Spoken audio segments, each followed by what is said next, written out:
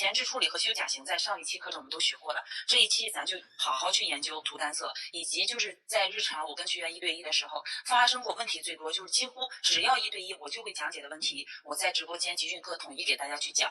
就是如果大家图不好，或者说你们在手法上感觉比较别扭的，咱们今天一块来练习一下啊。大家如果哪个字没有写的，你们没有看明白，你就告诉我，好吧？刚上楼下，对我们这儿也是，今天明天又找到几例，就在附近，所以说天天疫情，大家注意好了这个。如果说你们需要做核酸，就先去核酸是最主要的，然后这个回放你们回过头来记一下时间，从哪儿再开始看就好，好吗？好了，我开始了啊。首先我们在涂色之前，大家应该都认识了我们的甲油胶，对吧？现在甲油胶有分为几种，比如说这种瓶装胶，还有一些罐装胶。瓶装胶、罐装胶包括咱们平常用的光疗胶呀，还有延长胶呀，等等等等，都是这种罐装胶。就是瓶装胶的涂刷方式呢，我们就是直接取开，用上面的刷子去刷就好了。但是像罐装胶的，还有一些固态胶，是不是？基本上我们用到的是咱们的光疗笔，光疗笔可以用圆头，也可以用平头，这个根据大家的习惯，好吧？然后接下来我们去在这个甲片上去练习去涂，在练习涂之前呢，我会先把手法统一给大家做矫正。如果你们手里有条件的，一定跟着老师一块做一下，好不好？然后我们把基础练习好了之后，我来再给大家讲解一下，就是我们这个指甲容易起翘的原因，以及我们在日常用胶的时候一些注意事项，好吧？争取就是在涂色里面能用到的知识，咱这一节课全部讲到。下一节课呢，着重就来讲实操课，就是在真人手上去怎么练习怎么做，好不好？来啊，瓶装、罐装，今天都会去教大家怎么去涂，因为之前同学有说，老师你把这个罐装胶的涂刷方式也给我们讲一下吧，今天都会讲，好不好？来，首先我给大家说几个注意点，我希望呢大家都能自己就是现在专业去找本子、找笔记一下，因为这些要点你们现在新手可能听见我懂。过2天又忘了，所以说最好是记下来，不一定什么时候都能用得到，好不好？首先是咱们注意点，就是在你拿到了一瓶新的胶，或者说你在日常用胶的时候，有哪些是必须要注意的？这个其实我有让大家在学习之前先去看，也就是我们日常的问题注意，但是在用胶里面有哪些注意比较重要的一点，第一个就是我们不管你是瓶装胶也好，还是罐装胶也好，你们在使用的时候，每次打开正常做，正常用，用好了之后该拧紧拧紧，不要这样开着口，就放那儿，有的时候一偷懒一放1天放2天。不一定多长时间，你只要不把它拧紧，这么开着口的话，一个容易被这些太阳灯包括咱们就家里屋里的这些这个日常的台灯还有什么光疗灯会把它给上面这一块只要能露出来的部分会固化掉。不要小看，我就开了口也不行吗？不行，好吧，不行。这是第一个要点是什么呢？就是开启的胶我先写。随时拧紧，开启的胶随时要拧紧。我这个字儿潦草一点就是我们只要打开的瓶装胶也好，罐装胶也好，我们不用了就不要这样放着，用完了也不要这样就扣上就得了，一定给它拧紧。一个是拧紧，这里要防止的是什么？第一个，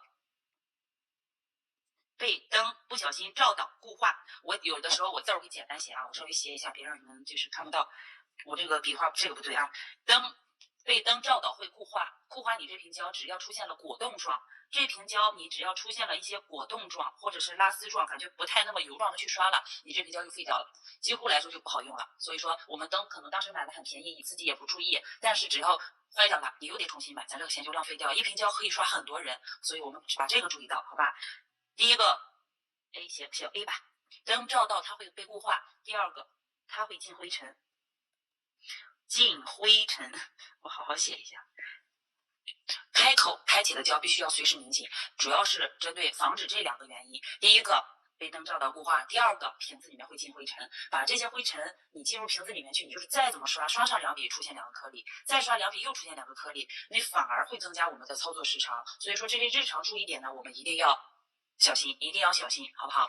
包括其实说到这儿了我们就是再给大家强调一下，就是包括我们的刷子。这个大家可记可不记了就是我们有的时候瓶装胶也好，这个光疗笔也好，在刷的途中上面有个小颗粒了，比如说刷着这上面有颗粒，然后你会就是我们下意识的会用刷子把它给刮掉，对吧？刮掉之后，你要找个棉片，里面蘸上清洁水，不要干的啊，一定是有清洁水的情况下，我们把这个刷子上有毛的地方、有灰尘的地方给它擦掉，你再重新取胶，千万别有灰尘的又拿过来进入瓶子里面去了。1个2个粒粒你觉得没关系，但是你这种习惯不改掉的话，你这瓶胶用不了几天也就废掉了，好吗？所以说日常的这些注意啊，一定要注意好，这是我们要注意的第一个点，就是拧开的瓶子要随时把它拧紧。第二个要点就是所有光疗胶，什么叫光疗胶呀？光疗胶就是咱们只照灯才会干的胶，都叫光疗胶，包括色胶、彩绘胶、加固胶，这个还有什么等等的，反正就是这一类的胶吧。不是说光疗胶就叫做延长胶啊，延长胶只是慢慢被这么叫过来的，它叫光疗。但是我们那个美甲里面所有的胶都被统称为光疗胶。但是像这些干燥剂、粘合剂，还有咱们的晕染液这些，它不属于光疗胶，因为它是速干的。包括水晶甲它也不是，因为这些都是速干的，不需要通过光的照射，就是咱们灯的照它才会干。所以只要被灯照的都是光疗胶啊。所有的光疗胶，包括咱们平常用的调色板。还有什么呀？甲油胶呀，还有咱们彩绘笔，还有咱们的彩绘笔，就是凡是这一些东西跟你的胶有关系或用得到的，或者说你在使用中你的笔上有胶、调色盘上有胶的时候，一定要远离你的光疗灯。什么意思呢？就是我这先写一个远离光疗灯啊。我先写下来，很多新同学不知道是什么字儿，是啥意思？要远离光疗灯，也就是说，不管在什么情况下，我们的光疗灯是不能放在我们眼前的。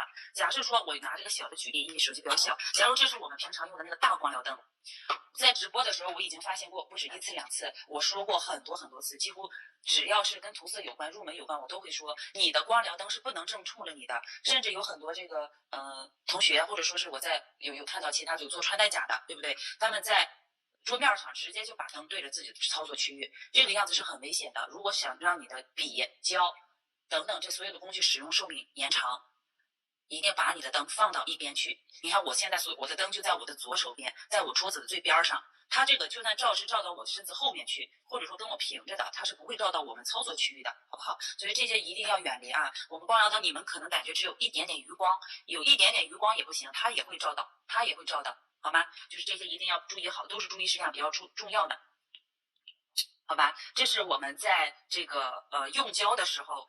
涂色里面刚刚开始比较要注意的2个点，大家把这2个点注意一下，能听明白吗？大家听明白之后打个1啊，要打个1，打个1我就继续往下来，可以吗？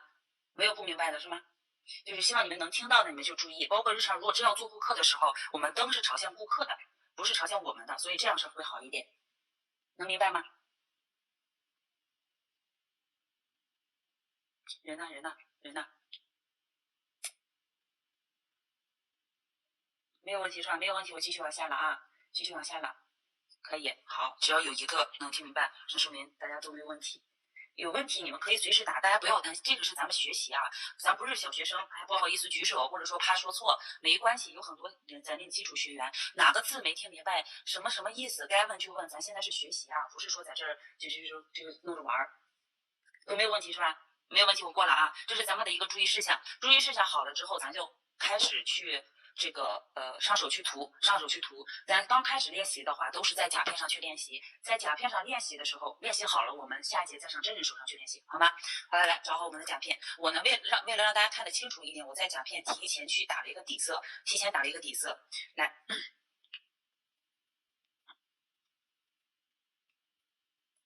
甲片的涂抹啊，如果第一个跟大家说一下，练习的时候。可以不涂底胶啊，这个我其实每次直播都会去说，练习的时候可以不涂底胶，我说是练习涂单色。但是第二个，做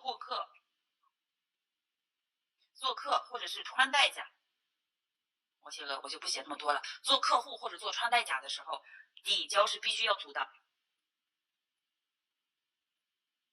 必须要涂底胶。好吗？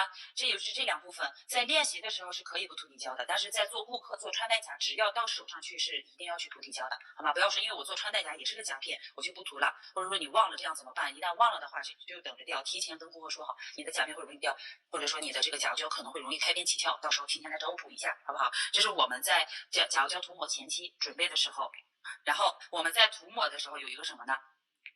注意点啊。这是注意点，然后再往下来，我们甲片在用的时候，甲面要先用清洁水擦干净，就是操作步骤了啊，步骤，先用清洁水擦干净，先用清洁水擦干净。擦干净啥呀？擦干净甲面，也就是说，我们拿到一个新的甲片过来，你假如说我拿到一个新甲片，我想开始涂了，因为我比如说我在手上涂了护手霜，或者手上有汗、有水分、有油脂，然后呢，我就拿了这个甲托直接就贴上去，贴上去之后我就开始刷，怎么也刷不匀，怎么也会脱那个缩胶，为啥呀？打板不需要，只要不做真人，不在真人上用，就都可以不涂底胶的，好吧？你看我拿过这个甲片来，你在掰的时候，你的手已经碰到甲面了。我给你们看一下啊，咱把这个拿下来。你看这个甲片，你看你有时候在按压的时候这样，然后我再涂，你们再来看这个颜色。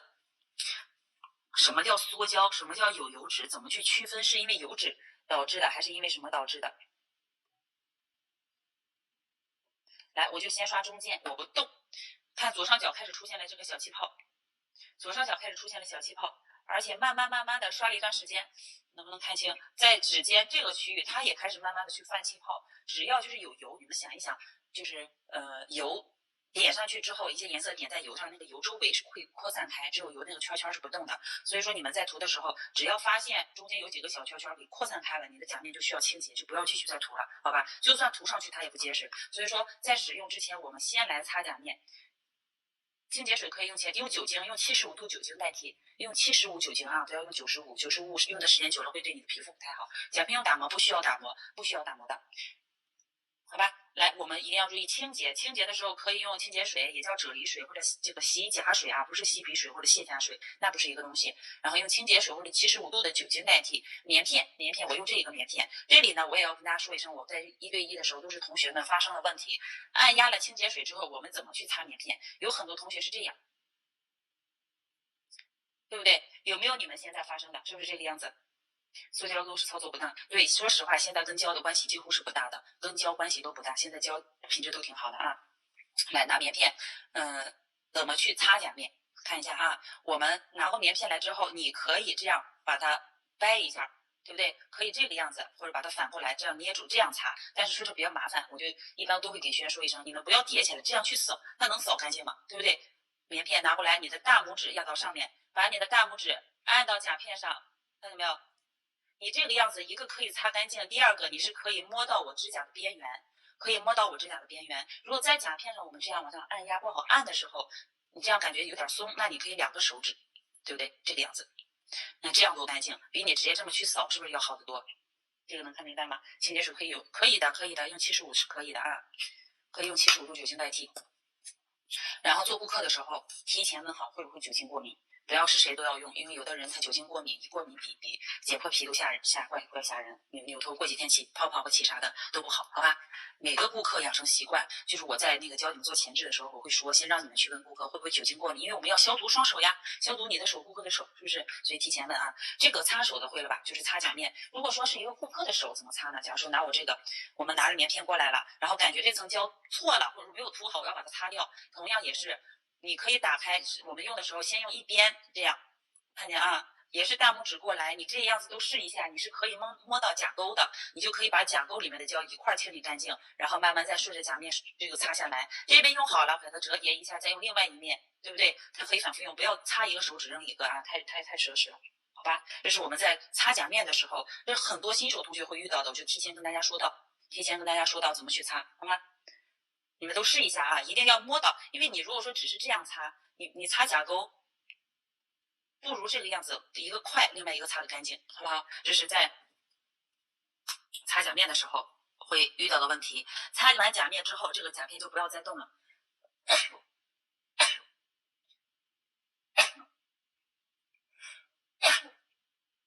不好不好意思，擦完甲面之后，这个甲片就不要再动了。做顾客也是，只要给这个甲面清洁好了，就不要再让顾客去碰触甲面。一旦你一碰触它，你手上的水分呀、汗液呀又粘上去了，咱就白做了这一步，好吧？就是你擦甲面干净也好，你是擦掉上面的胶也好，都是一样。75度酒精也是可以的啊。好了。涂好之后，这个甲片提前该修，一定是在擦之前先去修。比如说我按压上去之后，我去修甲型，这个就没有什么太大，就是把边缘给它打磨光滑，上面有毛刺的往下带一下，对不对？就边缘打磨光滑，然后干净，给它清洁干净。清洁好了之后，我们就可以开始去涂了。以防万一你们自己怕遗漏的，你可以在甲面上先涂一层底胶。但是如果说你感觉自己能记住，那么我们就可以直接去涂色了，好吧？练习的话都可以，然后这个甲托呢，我跟大家说一下，就是你们可能平常会有用泥土的，就最早一批跟着我的学员那会儿都是用泥土，后来发现这个双面胶会比泥土粘的更结实，而且使用率会更高，就是这种双面胶大半用的，每次用把它剪下这么一块，然后叠2层压在上面，可以多次利用的，好吧？跟你们说一下啊。我这个是为了让大家看得更清楚，上面涂了一层这个白色的甲油胶，就没有涂封层啊，就是涂了一层胶，照了灯之后的。好了，来，咱们正式开始了。咱们把弄好的甲片你贴好了、清洁好了之后放到一边。接下来拿过你的瓶子来，你们如果几乎都是有瓶子的，对不对？瓶装胶是新手练习的必备，然后有很多同学上来就跟我一样，就让你们这样去习惯，先把这个颜色涂好，再慢慢的去练习这个，因为你的手法不对的时候，你加上它反而可能会更别扭，好不好？来，当刷，我再说了啊，正擦干净之后开始涂色了，涂色记得当刷，就是荡秋千的荡，刷子的刷，当刷。当刷是什么意思呢？在很多这个课程里面是没有这俩字的，就是在其他老师那儿，在我这儿从14年开始就存在这俩字，包括后期带学员都知道啊。当刷，来看一下怎么叫当刷。我们一瓶新胶，有的时候胶比较多、比较满的时候，抽出来它会往外溢，然后噗嗤的那种。所以说我们怎么去当刷，怎么把上面的胶给弄干净？注意看啊，刷子它是有2个面，2个宽面，2个窄面。先在瓶口的位置把另外一面先刮掉，看见没有？看一下啊，我再来一遍，我看瓶子吧。来，刮掉这边之后，不用拉到底，你再回来刮这边，因为你在拉到底的时候，这边又粘上去了，看见没有？这个，所以说我们分段去操作，你看一段，对不对？到现在来说，我们这个刷杆上的胶至少干净了吧？对不对？你就算再怎么刷，刷杆上的胶不会去往下淌，影响你这个取胶量，刷杆上干净之后，我们一般当到这儿，当到卡口的位置的时候，旋转，在瓶口去旋转，看见没有？旋转这一步的作用主要是把你瓶口这些比较往外容易溢的胶给它转到瓶子里面去，就是这么神奇。你就在转的途中，胶就会自己往下流。转的差不多了，我们把这个刷子，注意看这一步啊。有的同学就是，我想想你们怎么弄的来。你们咋弄的了？就是我们刷子也是有2个面，一个扁面跟这个刷杆，你看它是对应的，宽面对应宽面，窄面对应窄面。不要在刮的时候给它把这个弄成一个圆的，一定是一个扁的啊，它是一个刷子，就在瓶口看就是这样。或者我好像记得有的同学在直播我能看见啊，就是对一的时候就这样。尖尖的地方你根本就没有刷到，直接把它直接这样带下去，干干净净，你就再怎么刷它也不会淌胶，不会影响你去上色，好不好？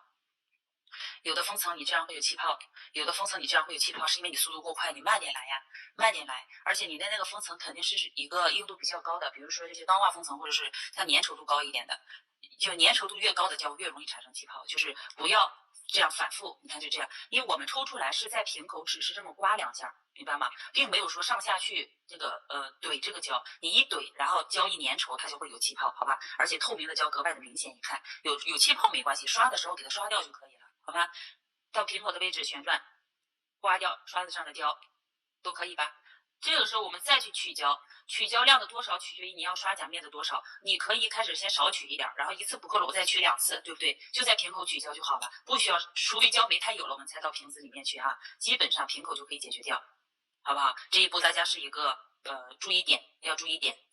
好了。这一点注意好之后，我们就可以拿甲片开始去刷，先不要管要不要握在手里，拿过你的甲片来。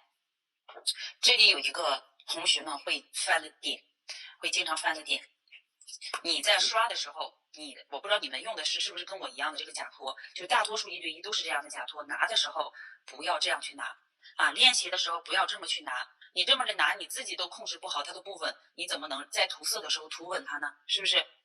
你有个封层怎么刷都会有小泡泡，有小泡泡那说明那个胶你把它这样放在桌面上去蹬一蹬，把那个气泡顶到上面去。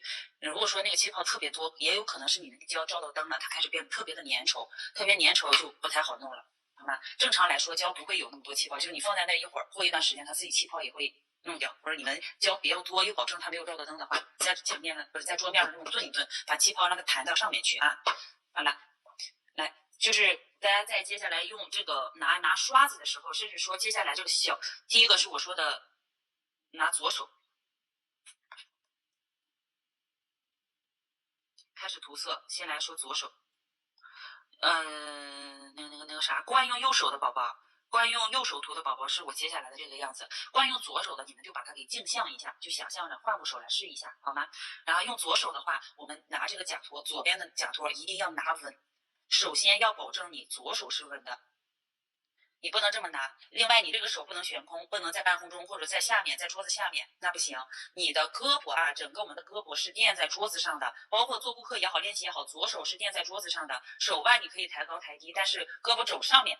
这是胳膊肘，胳膊肘上面这一块你是垫在咱们桌子边缘，或者说桌子上都行。然后拿这个假托的这个手，如果你感觉在指尖，你待会儿找支点找不着，那你往里拿一点嘛，对不对？我就往里来一点，这3个手指去捏住它。主要是这2个手指，你可以感觉试一下，它能够左右晃动，对不对？然后这个呢是托住它的底，顺带在托底的同时，看我这个手指啊，它可以这样摆动，看见没有？我可以控制住它的一个方向。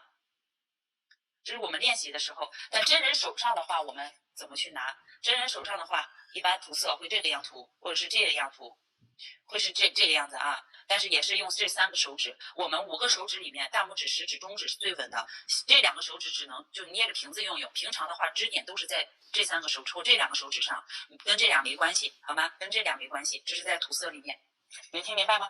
能不能听明白？再看一遍啊，怎么去拿？这样去拿。有的宝宝手长，有的宝宝手短，但是你们自己找一下合适的角度。这个没有非常硬性的规定，必须在第几指关节，你们只要拿着舒服，能够，你看我的中指是可以摆动它的，而且又能托住它，又能摆动它，还能转动。哎，你这样要放松着去拿，它是比较灵活的，是不是？我们涂色就会给咱帮个忙，哎，就是给咱提供一些这种比较便利的地方啊。来，这是左手，左手要拿稳，拿稳怎么拿？看刚才。再来说右手，右手我们取刷子的时候，很多同学新手在涂的时候，第一个支点问题，第二个我刷的时候永远都是斜的，我刷不直，刷着刷着上一边去，会有这样的情况。有新报学员零基础，你们在接下来刷的时候肯定会遇到啊。首先，我们找一支笔，宝子们把你的刷子这些都盖好，找一支笔。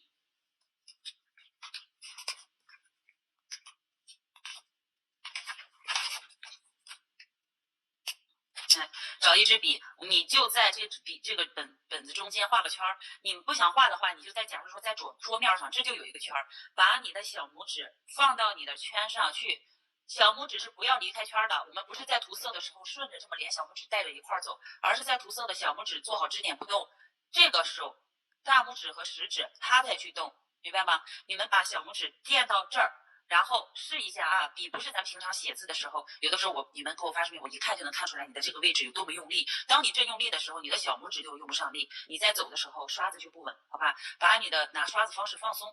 平常咱写字，我写字也是这样写，但是咱拿刷子的时候放松一点，放松一点，把小拇指你先垫在这桌子上，你试一下能不能先画一个短线条，我画到这儿。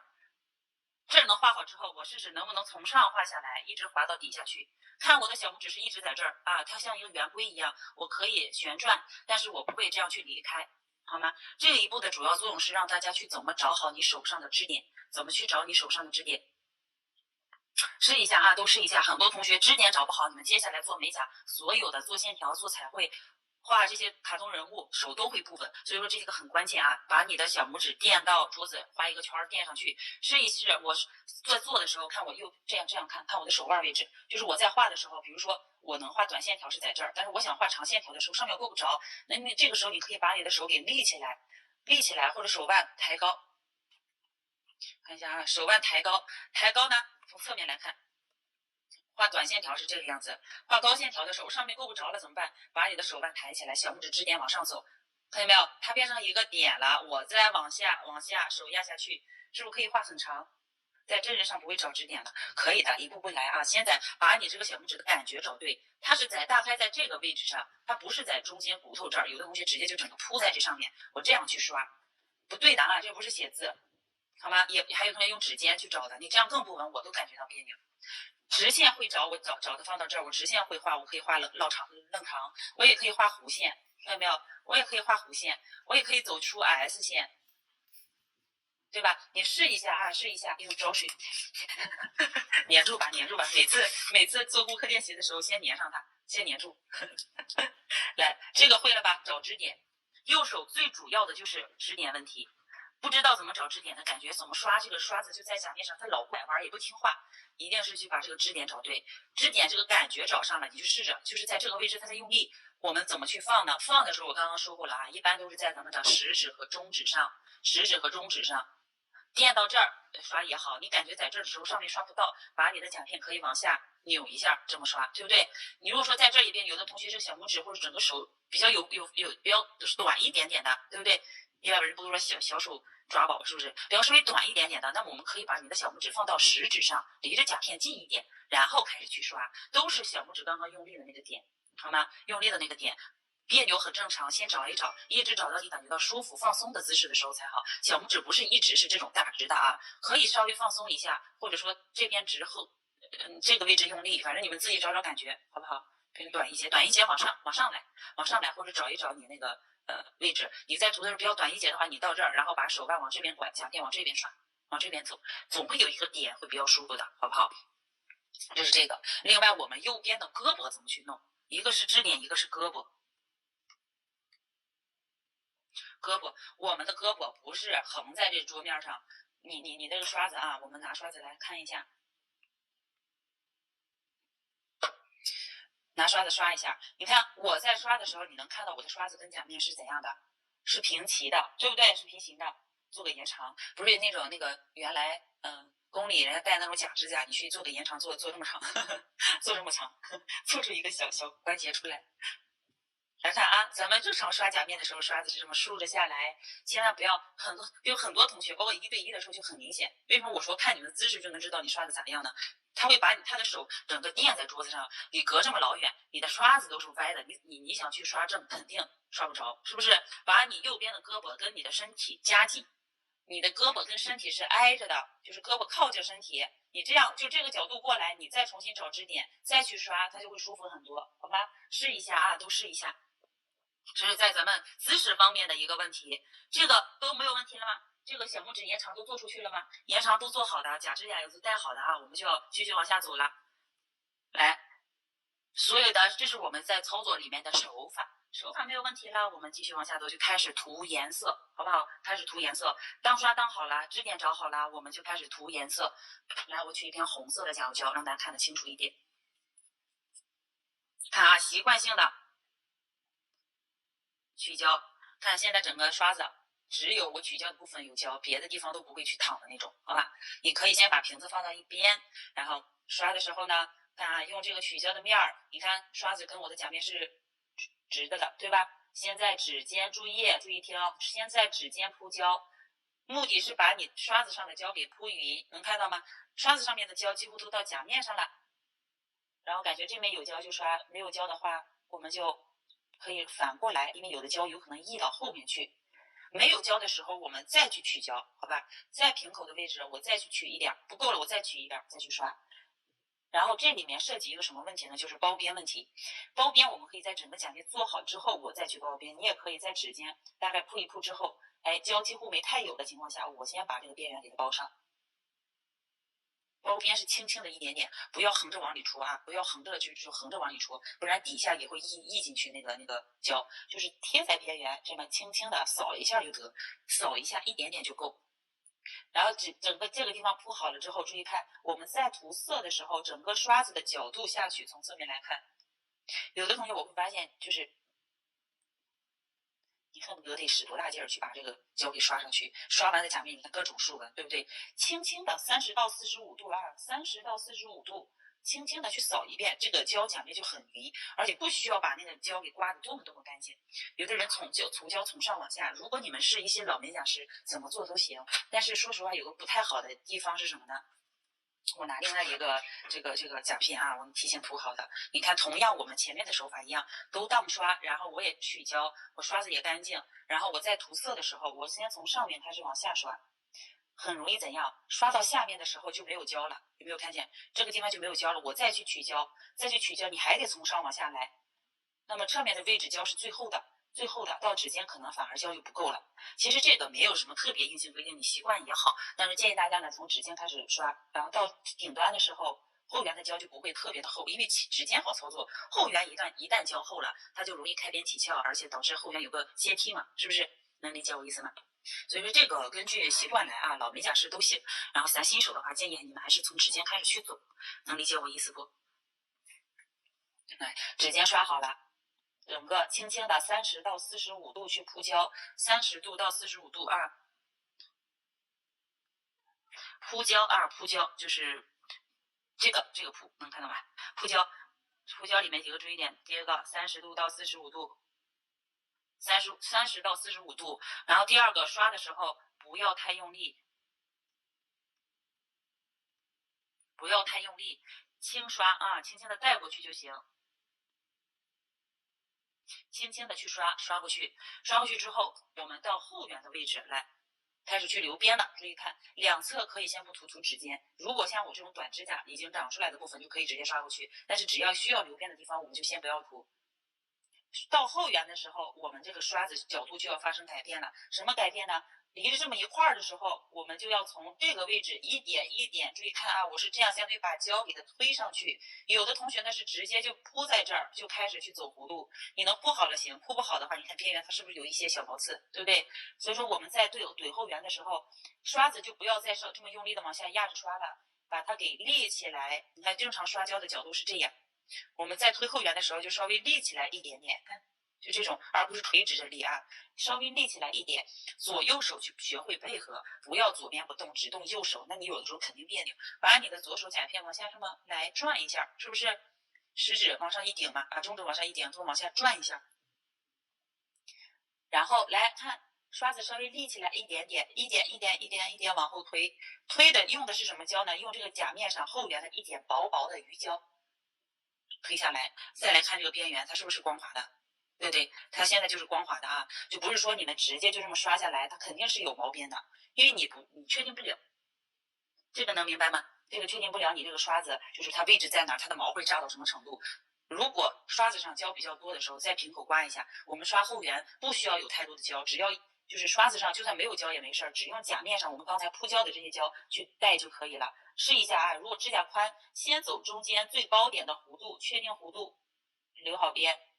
确定好了之后，再去走两边。如果指甲很宽，我们可以再给它推一推。到这边的时候，就甲片不要不动，还是这么推了。你可以怎样转一下，对不对？还是我们操作部分一定要顺手，稍微用力，用这个刷子压下去的角度刷下去，能看明白吗？这里也要有个注意点，再给你们说一下，每一笔。我感觉这种基础课已经很久没上了啊，每一笔都要从上刷到底，每一笔都要从上刷到底。就是在涂色的时候，你有的同学在涂后缘这样涂，这么就去涂，错误，很错误。想让你的甲面均匀，不管到哪儿，只要刷过去，你可以中途这个样子，但是每次整体弄完一定要从上到下刷到底。指尖的地方我们是刷到底，推后缘的时候也是刷到底，好吧？一定要一笔刷到底啊，不要从中间断裂。好了，最难的地方来了，宝子们，最难的地方注意看，我们在走两边留边的时候，很多同学留不好。比如说，你看有的同学是直接这样，有没有？边缘咯咯楞的不整齐，这个地方还拐不出这个角。我说过啊，把你们的甲片它是可以转动的，把你要操作的面对着你，转一下嘛，对不对？包括顾客的手也是一样，顾客的手就不能转吗？我们在涂色的时候，拿着他的手涂侧面，我们看不见了，我们不会给他转一下他的手，再扭过来再刷这边吗？一个意思啊，一个意思。所以说，再先来练习右边，右边的时候，你的刷子角度是怎样的？不要正上正下了。我们现在把你的刷子旋转一下，你的右手不好旋转，那就旋转你的甲片，你的右手是不动的。转甲片，把你操作的面对着你，从中间的位置开始，从这儿啊，不是从边上直接刷，是从中间的位置开始，慢慢的往这边去走弧度。你想留的多宽，你在留边的时候就要控制好我留多宽，这不就下来了吗？能看明白吗？能不能看明白？现在都还在吗？都在练习还是什么？因为在家啊，用手机给大家播，我只能去开竖屏，开横屏，大家可能会看得更清楚一点。有的顾客手指头可硬，怎么都转不动。你让他放松，他们有的不是说手指头硬，或者说人们有些长期工作干活或做体力活的手指会硬，但是你让他放松，这里呢就要求说到我们这个给顾客垫手的问题了，不要把你的那个什么手枕，假如这是我们的手枕，不要给他这样垫，这样垫他的手你动是不太好动，把那个手枕垫到手腕的这个位置上，垫到手腕的位置，让他手自然放松。当他放松的时候，或者你给他就揉一揉按摩一下，放松的时候你再去这么转动，是不是就可以？他不需要转的很那个啥，他要是实在转不动，你说来稍微调一下，他也会配合你这么转一下嘛，对不对？你说来往这边抬一下，你这样手指转不动，那你可以转手嘛，对不对？你放松就好。对，就是紧张，他或者说自己想看，我就很想用劲儿，我想看一看你在干啥，他一使劲就会绷着，就不好转。所以你就说你先放松，待会儿我涂完给你看，你先不要着急。他自己可能都不是下意识的，你跟他说一下就好了，好吧？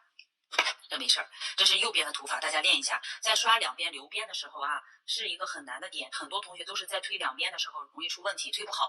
也就是说，注意点推两边的时候，第一个学会转动你左手的指甲，它可以左右这样扭动着转，就是手腕，你看就这个样子，对不对？也可以上下配合着来啊，也可以配合着来。你不碰他手挺放松，一碰他手就硬了。你就问问他们，你说是不是可激动？你要不给他放个电影让他先看看，或者说一般这样的你就做个守护，把放松一下，再额外咱再转点，是不是？还有很多话我是在集训课里面针对学员去讲的，平常在直播间我有可能不会去讲，但是在这个咱们课程里面我肯定会讲的比较直白一点。尤其是很多顾客上面的问题，我会非常直白，大家也不要介意，好吧？因为大家以后都是要通过这个挣钱的。好了，我再来刷一遍啊，我连贯性的推后缘和刷右边，看一下。去了胶之后，先刷后缘，刷到这儿感觉差不多了，我该去留边了。这上面有多余的胶，我在瓶口先给它刮一下。没有多余的胶，后缘一定要少量的胶，你在平铺着，你有可能看不见。那你得把甲片我们往这边立起来一下，我能看见这个边，我再推到哪？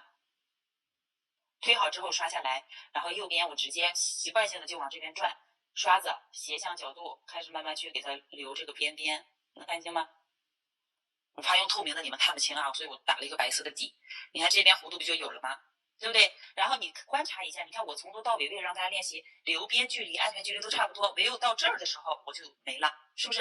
那这边也是一样，左边我们会转甲片，左边我们会转。右边我们会转，左边也是一样。你不要说左边我就会只能往这边去刷了，把你的手往这边调一调。这个时候就要用到我们的中指给它掰一下，看啊，往这边掰一下，上这边来。你要能看见你操作区域。这个时候我们刷的还是这个斜向角度，右边是这么斜着走，左边是这样斜着走，而不是竖着走啊！不要跟甲面竖着走。宝贝，切一下网试试，刷左边的时候斜向。不要，还记得还是这句话，不要从边缘直接往下勾，你会把你刷好的位置给破坏掉。从中间的地方慢慢往两边去拉到我们需要衔接的位置，开始往两边去带啊，这样去带，好吧？再来看一遍，如果感觉手不舒服的时候，稍微调整一下。先不要管甲面匀不匀，你们先把边缘留好，我们再整体去铺匀甲面。这里我要马上拐弯了，拐弯的时候，宝子们注意看我左手，我接下来我的右手可以说几乎不太动，动的是我的左手，这是你们为什么留左边的时候不好留，边缘容易咯咯楞楞的原因。注意看啊，注意看我左手，我把它这擦一下吧，让你们看清楚一点。就是我不先不找左边的对称，假设说我两边需要留的宽一点，从头到尾都需要留这个安全距离，怎么弄啊？这一看啊，左面怎么走？看我左手，注意看我的左手，就是拿甲片的这个手，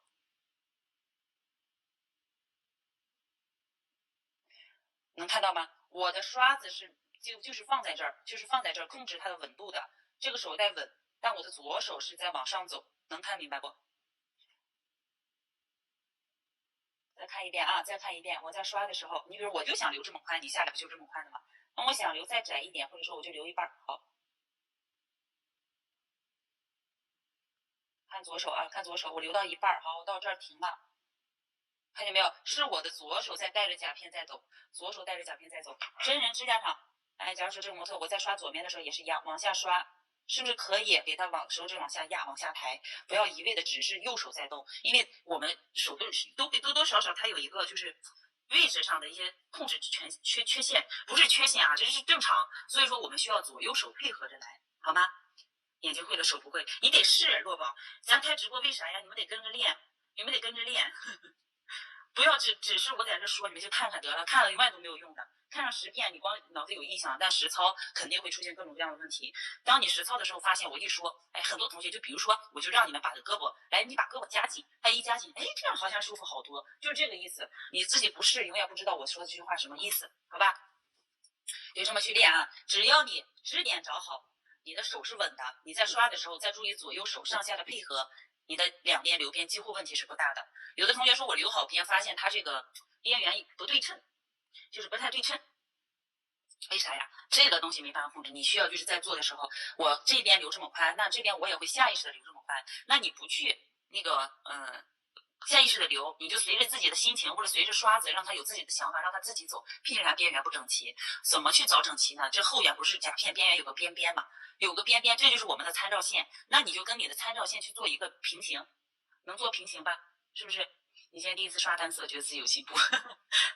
挺好，多练多练啊，多练习就好了。所以什么东西都要多练习的。这个两边留边都会了吧？把边缘留好之后，我们再去怎样？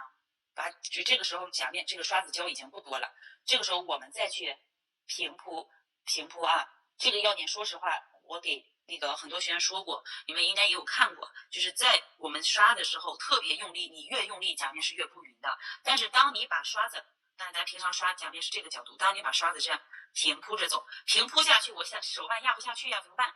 把你的甲片配合着来往上转一下，指尖往上翘，刷子现在是平行的，然后轻轻的刷下去。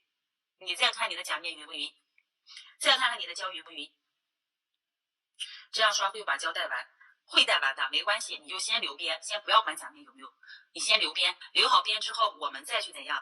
这个刷子胶不都在刷子上吗？对不对？刚才你勾好边，就算带掉，把胶带掉，胶还在刷子上。我们这个时候再从指尖慢慢的去铺，轻轻的啊，稍微平一点再去铺胶。结果来说就是你看是不是就比较好了？一层不匀很正常，走2层。这个时候我们再刚才来电话卡一下啊，在铺甲面的时候，不要把你别本来你涂的都挺好了，结果你刷后缘的时候又破坏了，那咱涂啥呢？对不对？涂啥呢？来，我们慢慢的后缘的地方，你可以稍微保留，可以不用靠的那么近。基本上我们在堆后缘堆胶的时候，这个胶后缘是比较厚一点点的，所以说只需要把它前段的这胶给它铺匀一点就好。罐装胶稍等啊，罐装胶我把这个讲完，你们先把瓶装的练好练会，咱再说罐装的，好吧？因为功能胶大多数很多都是这种瓶装胶，所以你们就算不涂颜色，全是用罐装胶涂色，功能胶也得学会着用。先把这个弄好，好吗？先把这个弄好。能明白吧？多去练习，别忘了包边，不要忘了包边啊！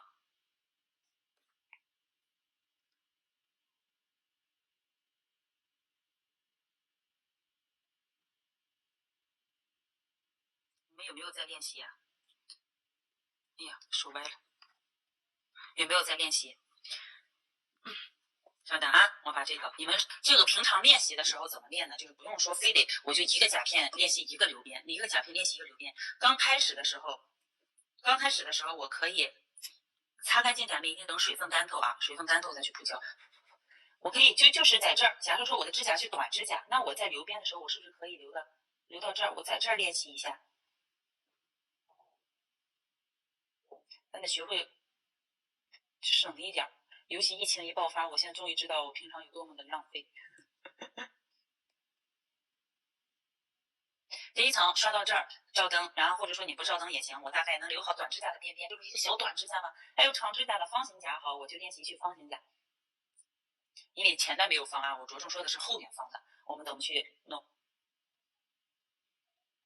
你看，你平着走是这样子的，我们只需要有的时候走侧面的时候，把你的刷子怎样，或者把我们的甲片稍微转动一下，拐弯的这种不也就有了，对不对？左边也是一样，右边拐，咱左边得拐呀。用左手的甲片，看见没有？这一个方形甲片，这不方的又来了，就这么去练习啊。都预备好几瓶功能胶，练习的话买这种白甲片嘛。这个甲片是透明的，宝贝儿。我是刷了一层白色的那个甲油胶，为了直播让大家看得更清楚一点，所以我刷的白色甲油胶。你们知道，就是自己在透明上练就行，好吧？在透明的练就好了，就是一层一层的各种各样的后缘，什么样的有椭圆的，有方圆的，有方的，还有宽的，还有这种特别尖的，都在这样去练一下。一个甲片多次练习，不要浪费，一个做一个，一个做一个，咱太麻烦了，好不好？后缘一点，老是不平，后缘不平是因为你在推后缘的时候，比如说我在推后缘的时候，你的刷子你看不见它在推哪儿，你只要把你的甲片往这边转一下，就是你坐在这儿，你刷，你看你们平常刷可能是这样刷，对吧？我也看不见我的边缘是齐还是不齐，但是你不会把这边往这边调一调吗？调一调之后，刷子推着胶走，不是说刷子的边缘直接往下刷，推着这个胶走，因为有很多便宜的胶，刷子也很硬，刷那个毛也很硬，也不太好用。你看，推着这个胶，用胶去怼出它的后缘来，能看到吗？近一点看啊，看我在推着这个胶，用胶去让它自己流平。感觉这边高了，那我就把这边抬高一点；感觉这边高了，我就用胶把这边往上怼一怼。你看，是不是就整齐了？不管怎样，它后缘都是一个流畅的线。有个棱，你后缘有个棱，是因为你后缘胶量太大。胶量太大，这就是为什么让你们先在指尖铺胶，到后缘的时候，如果有多余的胶，先刮一刮，再去推后缘。这后缘只要胶厚了，就会有道棱啊。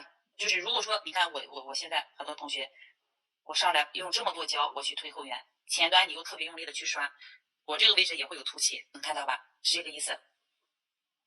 你一平铺就坑坑洼洼，手不稳啊，把手平铺着，这样慢慢的去刷下去。而且如果甲面本身就坑坑洼洼不匀不平整的话，你再怎么刷都无济于事。所以说底胶是必须要涂的，然后做好建构，你就是只要有建构，你怎么刷都挺好看，好不好？得多练啊，得多练，就是把我所有说的注意点一定得注意上去。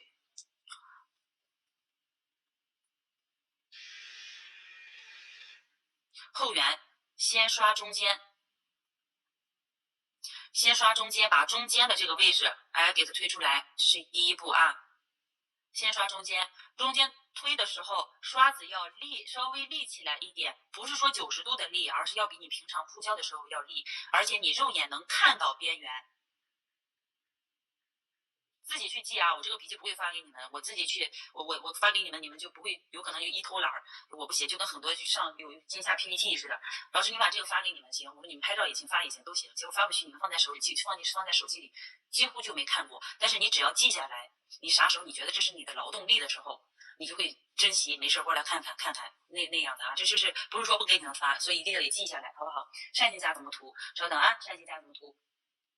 灌装胶好。光疗笔边好留，如果你瓶装胶都弄不好的话，你的光疗笔用起来是更不好用的。待会儿我给你们去说一下啊，待会儿给你们说一下灌装胶的涂法。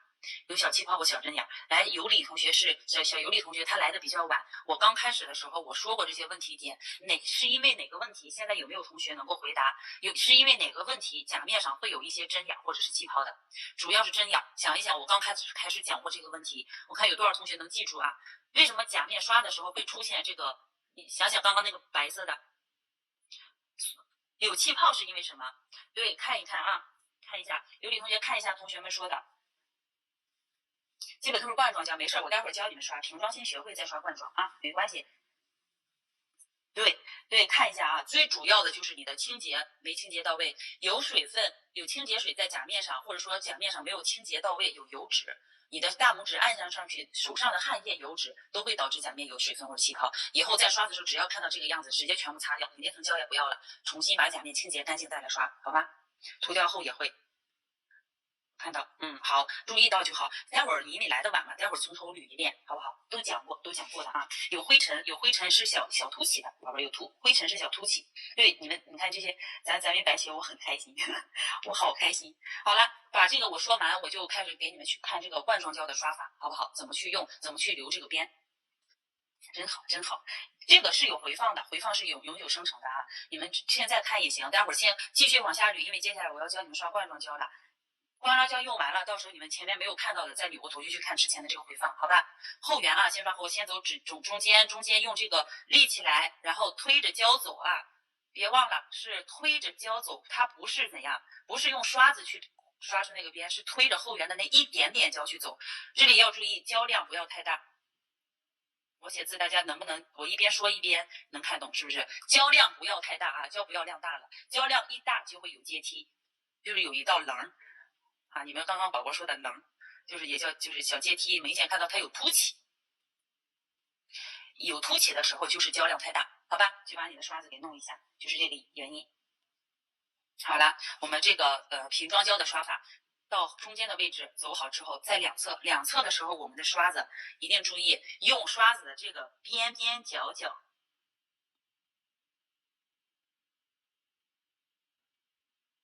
啊，这是一个小刷子，对吧？刷子我们用什么？用这个角去勾两侧的边，右边用这边角，左边用左边角。在刷的时候，注意你的刷子不要跟甲面是平行，这样垂直就是平着的，它是这么竖着角度，你刷子也是竖着角度去走，不行。把你的指甲稍微转一下，转一下。如果你刷子是直的，那你把甲片转一下，对不对？但如果是刷子是斜的，你就得把这个，总之左手都得转一转，用刷子斜着这个角度，注意啊，跟甲面是斜着的。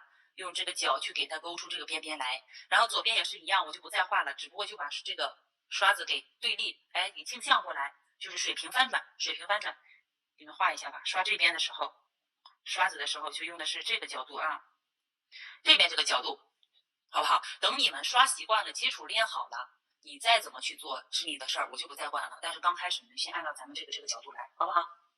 行了啊，这是咱们瓶装胶的刷法，瓶装胶都过了吧？没有问题了，没有问题，下一页了啊。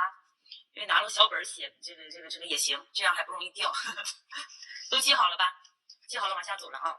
这个呢是咱们学习里面的，我给你们说的一些要点。如果大家有不明白的地方，也随时来问我，但是也最好不要拿着咱们的一些学习东西去，你们懂啊？你们懂，就是还是咱们自己刷的时候就好。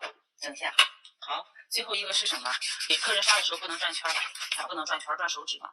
胶量不要太大。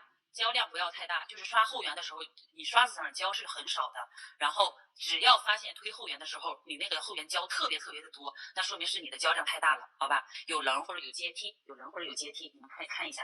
来，我在我手上给你们刷一遍啊，有没写完的同学先写着。你看，这就是从中途跟进来的同学可能没看明白。来，比如说，你看我这个手，你们先我在这儿刷，你们没有看明白的。或者你可以先截个图，待会儿再写。哪个没有看明白，我哪个字写不好的，给我问我啊。好了，刷真人手的时候怎么刷？不是不能去转吗？你觉得是不能转，但是我们的手是灵活的，把他的手往这边调一下嘛，对吧？你的刷子还是这个角度，你看刷正面这个角度，刷侧面还是这个角度，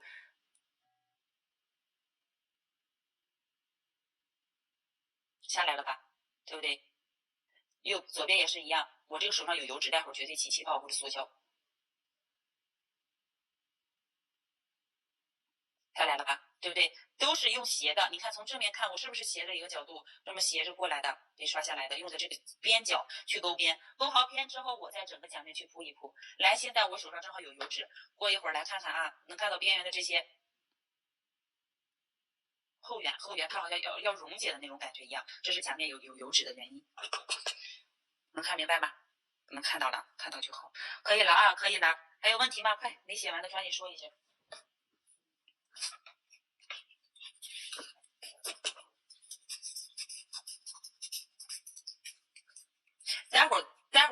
待会儿再去写啊，先截图自己去抄一下，然后咱继续往下走，继续往下走了。翻页了啊，快没截图的截个图，反正回放一直有，不用担心，咱又不是说课程结束就没了。行了，下一页了啊。接下来我们要刷罐装胶，多在甲片上练习一下，甲片是可以练到技术的，不是说，然后明天我们不是在真人手上会教你们去实操嘛，所以说今天先把甲片的这些都练好。不管你们是有瓶装胶还是罐装胶都一样，瓶装胶跟罐装胶刷法会有所出入，瓶装胶可能会从指尖开始铺胶，罐装胶呢我们需要从后缘去往下带了啊，从后缘往下带，然后前缘的胶会比较厚，因为罐装胶相对来说会比较粘稠一点。好了，来，接下来是咱们的罐装胶，我待会儿给你们写一些小要点。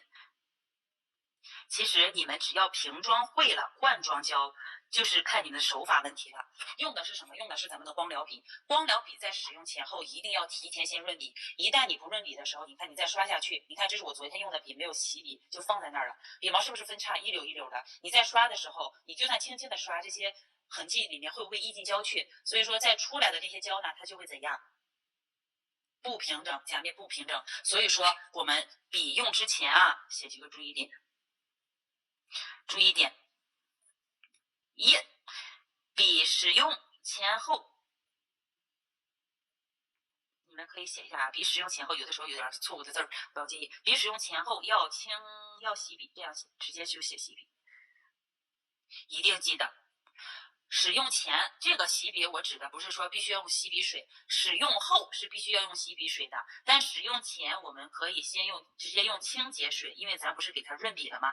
就是给它。那个叫啥？用完之后洗笔水洗完，用底胶给封笔了。封笔在用的时候用清洁水就好，但是都是要跟洗笔有关系。先洗一下笔，然后这个使用前的话清洁好了，用底胶润笔。有润笔凝胶的就用润笔凝胶，无所谓啊。我这里说的是大众都会有的东西，就是用底胶去润笔，把笔给润透再使用，好吧？哪怕你看我的笔没有清洗，我直接你看它是这种，一下去。慢慢这种情况下，你再刷胶就不好刷。我们取咱们的这个调色盘，底胶，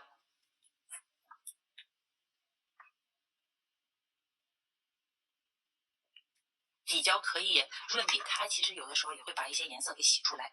看啊，怎么去润这个笔？我这个笔还没有洗，上面肯定有胶，里面有胶，它应该洗笔会比较粘稠。但是同样，我还是用底胶，看一下啊，压进去，看见没有？左右摆动，而不是杵，是整个笔平铺下去之后左右摆动，反过来正过来的用。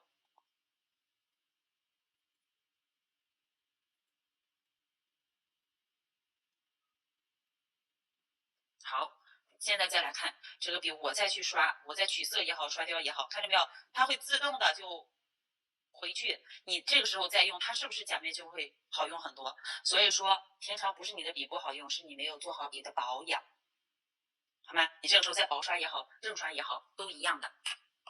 这是我们第一步，用笔上面我们要先去把笔给润透，润透之后再去涂色。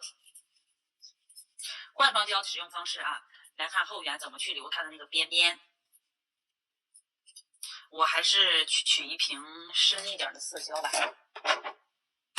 让你们看清楚一些。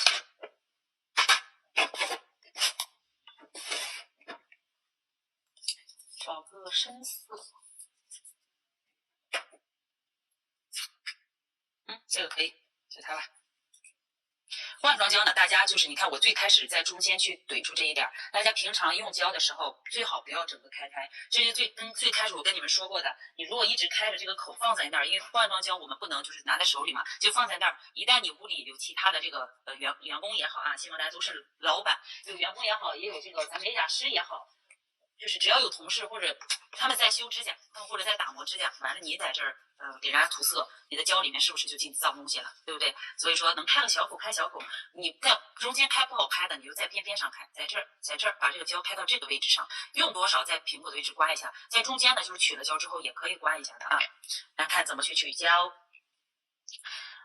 笔上不要有过多的底胶，你看，当你笔上底胶多的时候，你取的这个色胶它会挂不住，它自己会流掉，的后边的那个位置。所以说每次底胶润完笔之后，稍微的把上面的那个底胶给在那个棉片上蹭一蹭，只要里面外面润透了就好，不需要挂有太多底胶。然后取色胶的时候，你看这一瓶呢，因为我是在中间开的口，比一下啊，找一个在边边上开口。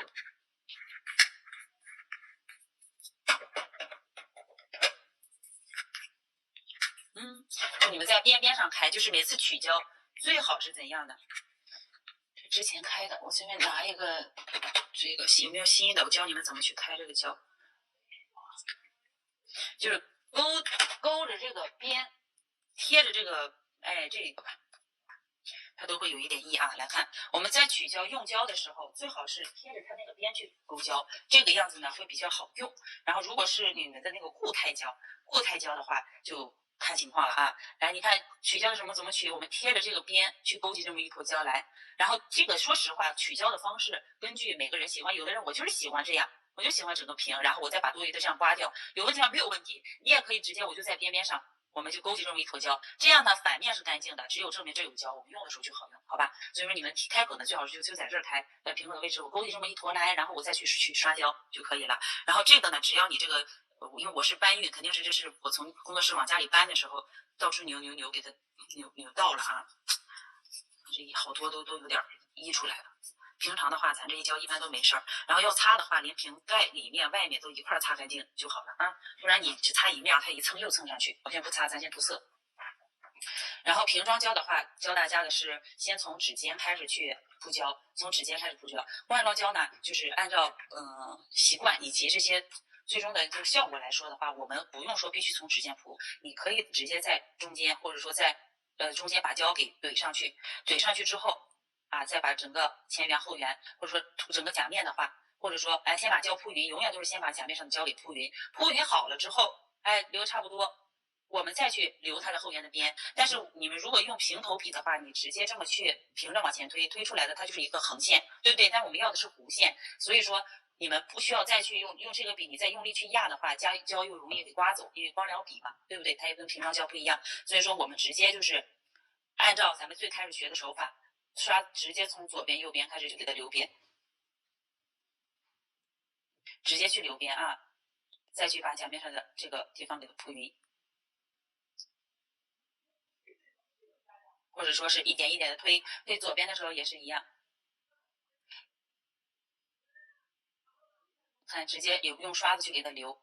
啊，因为你用这个角度留好了，剩下的我们再去把胶给铺匀一点。就刷的时候留两边就不要太用力了。其实这就跟我们刷那个什么流平胶一样，对不对？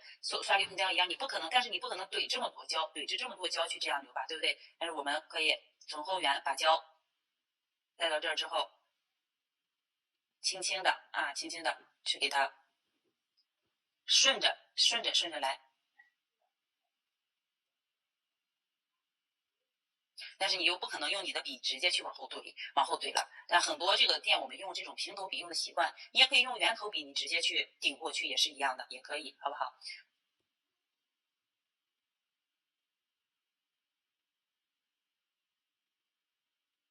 慢慢的刷啊，然后把你的笔平铺着来，不要再立起来。当你立起来的时候，你这个胶就刷没了，看见没有？就被刷没了。你只需要这样平铺着，把胶再给它铺匀就好了，好吧？平铺着走。就是这个胶呢，一般来说罐装胶我们不会取这么量大，罐装胶使用它的色浆是比较多的，所以说它上色度是很好的，我们只需要取少量的胶，一层一层的往上叠加就好了，好不好？罐装怎么保存才不容易干呢？怕干？不会呀，你正常用是没事的。那你彩绘胶咋用呀？对不对？彩绘胶是怎么用？是一样的，只要开个小口口，你就这么去勾胶取胶就好了。我把这个擦掉，再重新刷一遍啊，因为我底下有白色，所以说你们看的会特别的明显，它的对比会太强烈。但是正常我们涂色的时候，因为指甲是一个偏那个透白、乳白或透粉色，所以说一般是比较好刷的。我在我指甲上再给你们演示，明天呢我再给你们去真正在顾客手上啊，不是顾客，在模特手上去刷一下，就少量的胶就好啊。刷后沿不需要有太多的胶，你看就是薄薄一层就好，不需要堆量太多。你看，如果你直接这么推，或者说你稍微用点力给它压过去，它有一点点弧度，对不对？有一点点弧度，你也可以直接就是从中间就开始往两边去勾，然后一边勾一边留边，然后留好边之后，甲面先薄薄的铺上一层，铺好这一层，我们再去堆第二层，对吧？化妆胶因为上色比较好，你算薄涂，我甲面没有涂底胶啊，所以有个愣愣的甲面。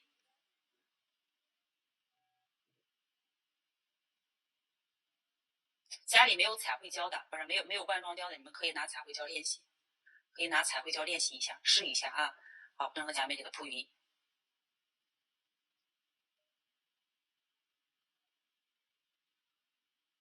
不管用什么胶，其实它的原理是差不多的。铺好这一层之后，我们照灯再铺第二层。好吧，就这个意思。固态胶，说实话，所有的胶里面最不推荐的就是固态胶，最不推荐就是固态胶了。然后，但是固态胶就是固态胶取胶量还要再小一点，就是很少一点，你就可以把颜色给刷匀。反而你取胶量大了的话，就能在甲面就是怎么也越刮越有，越刮越有的样子。刷法跟这个是一样的，只不过你在取胶量的时候比这个还要再少一点，再少一点就好了，好吧？涂几遍决定于你想要的颜色，而不在于胶。如果说这瓶胶就算它好涂，你觉得一遍的效果就是你想要的，那你不需要涂2遍，是吧？这个具体涂几遍主要是看效果，而不在于说因为你这瓶胶的颜色怎样。哎呦，我就觉得2层挺好看的，你非得给我硬塞给我3层。买了固态胶怎么刷有刷痕？对，有刷，反正固态胶是最不好刷的，我也不会建议学员们去买固态胶，哪怕买这种罐装胶也比固态胶要好得多。然后再就是那个固态胶，你有刷痕的时候，把你的刷子选一个稍微薄一点的，不要买厚的刷子，就是侧面看起来比较薄的那种会比较好刷啊。这个用法会了嘛？然后先把这个简单的指甲涂色学会，然后不然我后天会教你们去做建构。做建构的时候就需要用到咱们的光疗笔，但是一定学会怎么去跟甲面平行着铺胶，轻轻的。有的同学很着急，有的同学非常慢，就是也跟个人脾气有关系啊。就在刷胶的时候，我就是轻轻的扫过去就好，不要刷，就是特别快，或者说我明明是平着刷，但是我很用力，我又特别用力，这些都不行，好不好？固态胶就是宣传的会好一点，买那种笔就是薄一点，侧面看起来比较薄的，如果很厚的那种光疗笔刷也不太好刷。然后你们怎么刷都有刷痕，也不一定跟胶有关系，就是你们下次尝试着取胶量是你们现在取胶量的1半，取胶量是1半，你再试一下会不会好刷啊？如果有一溜一溜的，这就是我刚才跟你们说过的问题，使用之前要先洗笔，把你的笔先弄干净。我直接写出来，好吧？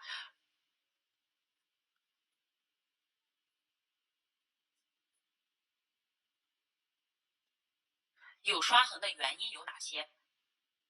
第一个，洗笔不彻底。也就是说你的笔分毛，那个毛没有洗干净，里面有大量的胶，第二个，没有润笔。第二个是没有润笔啊。第三个，取胶量太大，你们自己去分析一下是因为什么原因？我好像写反了，取胶量大啊，取胶量大。刷瓶装胶也会一溜一溜的，少取勤取胶能好点，是的。看看是哪个原因，洗笔不彻底，里面有一些脏胶，就算你润了底，它还是有一些脏的、硬的，不好弄，就是笔毛不好用了，你需要再彻底洗一下笔。第二个，使用之前我的笔之前有没有润好笔，用底胶去润笔，润笔完了之后那个笔毛是柔软的，在柔软的状态下，而且根根分明，它自然聚拢度也好，你再去取胶，少量取，这是那个罐装胶，但是固态胶的话一定注意，就是量一定要少取，就跟咱们同学说的似的，要少取多次少取，分多次少取啊。就是固态胶它的那个色浆度是最高的，就是越粘稠的胶它越好上色。市面上的胶怎么去区分？其实都是天然树脂啊，还有一些色浆等等其他的一些组合成分。唯一不同的就是有的色浆多，有的色浆少。有的色浆多了，它可能造价就高，成本就高，所以它上色度也好。但有的就是我就是省，那成本低下来，你在刷的时候也不太好刷。以后咱们买颜色的时候，如果你们能试的话，最好试一下那个浅色系，不要去看别人家的红色刷的多么好。所有的胶红色都很好刷，这些深色都很好刷，只有浅色才能辨别你的胶好涂不好涂，好吧？你看我给你们当时去试胶的时候，看我当时去试很多一些罐装胶呀等等的啊，我都会去买一些浅色的颜色，比如说白色、沙色啊，我来试它好涂不好涂，这种浅色系，没有去用什么这种很那个深的颜色啥深的颜色都挺好刷的，不管是什么胶它都挺好刷，好吧？罐装胶里面有套装，罐装胶我不卖胶的，但是我帮你们去选一选可以，或者说帮你去厂家问一问也可以。就是你们自己买，从哪儿买不是很贵嘛？我会帮你们买一买的，就便宜一点。白色一开始刷一，对啊，你上来就选了白色，白色是所有那个胶里面最不好刷的一个颜色，这也是我们买胶的时候最需要试色的一个颜色，好不好？罐装胶也有套装，罐装胶我会推荐给你们一些，但是如果你们从我这买，我给你们从厂家那弄点便宜的也行，就是同样的胶可能会便宜一点，就是厂家报给我多少钱，我给你们加多少钱，就是我先问有没有运费，有的时候如果需要运费我也告诉你们，不需要运费我也会告诉你们，好吧？就是厂家给我多少，给你们报多少，就这个意思。反正就是我买东西可能跟你们买会有一点点差价。近期可以发货吗？如果买胶的话是可以，上完瓶装胶上面总有小颗粒，你要一套罐装胶，你要什么牌子？你要什么？你看好了哪个跟我说，我给你去找，然后你再对比价格。如果确实我这便宜的话，就从这儿弄；如果我这没有别的地方买的便宜，就从别人这儿买，好吧？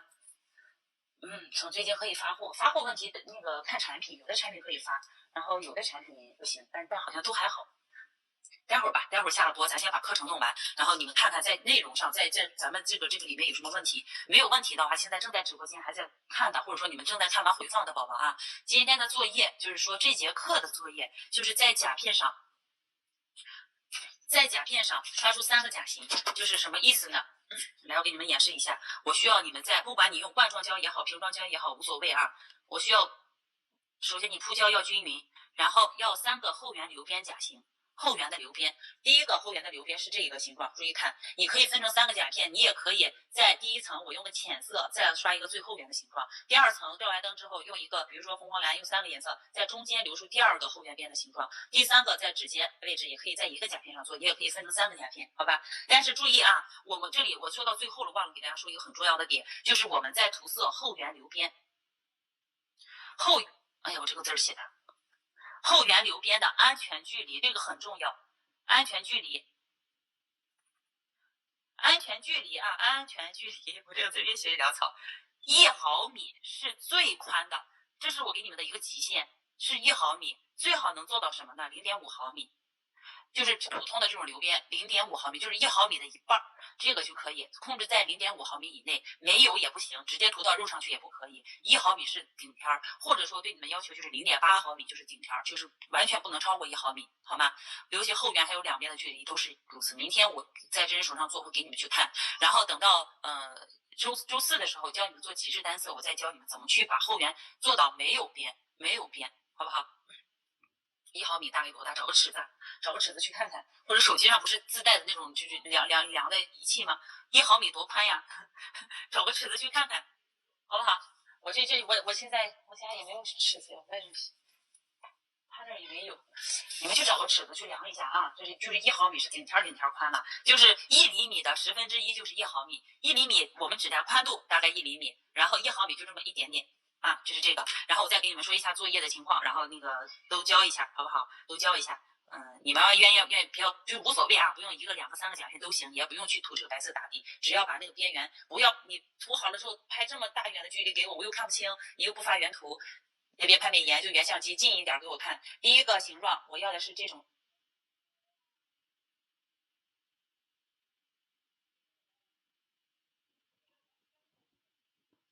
第一个要的是这种，就是比较这样一点点的啊，注意看。来，第二个要的就是椭圆形，就是咱们今天一直在练的这种。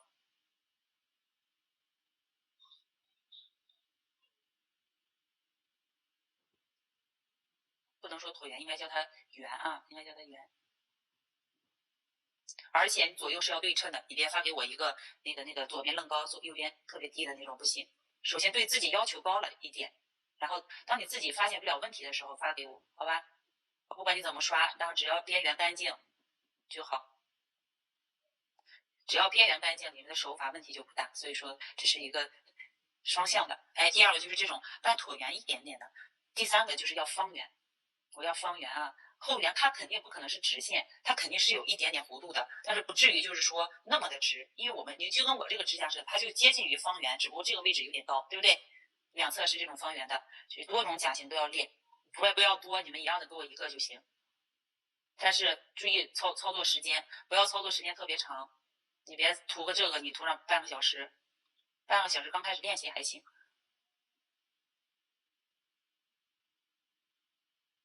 方圆啊，这样方过去，好吧？就这种感觉的，都试一下。完了回去你们做完就可以开始学完就可以开始交作业。就要这种方圆过来的，一边不行两边稍微调整一下。哎，要整齐一点点的，好吧？就是这几种啊，一共是3个，好不好？一个甲片3个颜色，对，3个颜色就出来了，但是每次需要照灯嘛。你如果说只有1瓶胶，那你就分3个甲片都可以，你们看着来，好不好？越看不出来越好呗，不一定，不一定。就算看不出来，它也是有安全距离的啊，它不一定就是说直接全怼在肉上去的，不是怼到肉上去的。好了好了，这是咱们今天的这节课，大家回去交作业试一下啊，回去交作业试一下，然后把咱们那个不管你是用罐装还是瓶装，都去做一做，留好这个边缘。这个作业的目的是为了让大家能不能控好笔，控好你想做的形状，因为我们也知道，不是说你只根据甲片后缘铺出来就好了，因为不同的这个指甲，真人指甲上什么甲型都有，你们需要什么样都能掌握好，好吗？两侧堆胶讲了吗？两侧堆胶，两侧堆胶，两侧堆胶就是刷子胶多呀。两侧对焦就是刷子胶多了呀，那会儿